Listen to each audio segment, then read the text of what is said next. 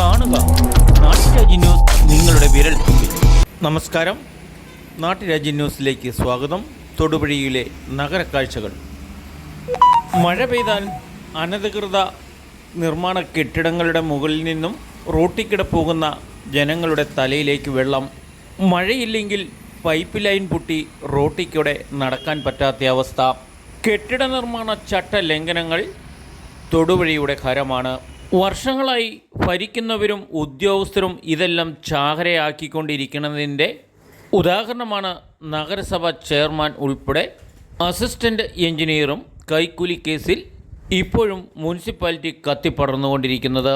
രാഷ്ട്രീയ ഭരണ സ്വാധീനത്തിൽ തൊടുപുഴയിലെ എന്തും നടക്കുമെന്നുള്ളതിൻ്റെ ഉദാഹരണമാണ് ഈ രണ്ട് കെട്ടിടങ്ങൾ. എപ്പോൾ വേണമെങ്കിലും ഇടിഞ്ഞു വീഴാവുന്ന ഈ കെട്ടിടത്തിൻ്റെ മുകളിൽ നിന്നും റോട്ടിക്കിടെ പോകുന്ന വാഹനങ്ങളുടെയും ജനങ്ങളുടെയും തലയിലേക്കാണ് മഴവെള്ളമോ അഥവാ വേസ്റ്റ് വെള്ളം ആണോ എന്നറിയില്ല ചാടിക്കൊണ്ടിരിക്കുന്നത്.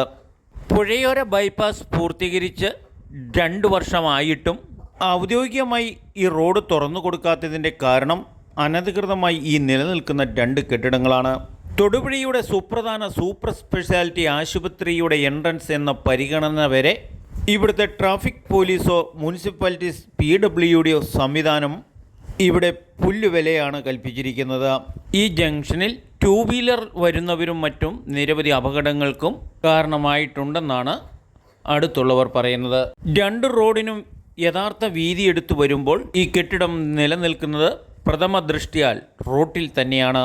നമ്മുടെ രാഷ്ട്രീയ ഉദ്യോഗസ്ഥ കൂട്ടുകെട്ടിൻ്റെ തൊടുപുഴയുടെ രാഷ്ട്രീയ ഉദ്യോഗസ്ഥ കൂട്ടുകെട്ടിൽ കെട്ടിട ഉടമയ്ക്ക് നഷ്ടപരിഹാരമായി ലക്ഷങ്ങൾ വേണമെന്നാണ് പറയുന്നത്. എന്തായാലും കോടതിയിൽ നിലനിൽക്കുന്ന ഈ കേസിനെപ്പറ്റി കൂടുതൽ പറയാൻ ആഗ്രഹിക്കുന്നില്ല. എന്തായാലും സഞ്ചാര സ്വാതന്ത്ര്യവും വാഹനങ്ങൾ ഓടിക്കുന്നതിനും ഒരു പൗരൻ്റെ മൗലിക അവകാശമാണ്. അതുവരെ ലംഘിക്കപ്പെടുന്ന ഈ തൊടുപുഴയുടെ ഭരണ സംവിധാനങ്ങൾ അന്നും ഇന്നും ജനങ്ങൾക്ക് ഉപകാരപ്രദമല്ല. ഏറ്റവും കൂടുതൽ ബൈപ്പാസുകളുള്ള ഈ തൊടുപുഴയിൽ കൂടി ഫുട്പാത്തിൽ കൂടെ നടന്നു പോകാൻ വരെ സ്വാതന്ത്ര്യമില്ലാത്ത ഒരു സ്ഥിതിവിശേഷമാണ്.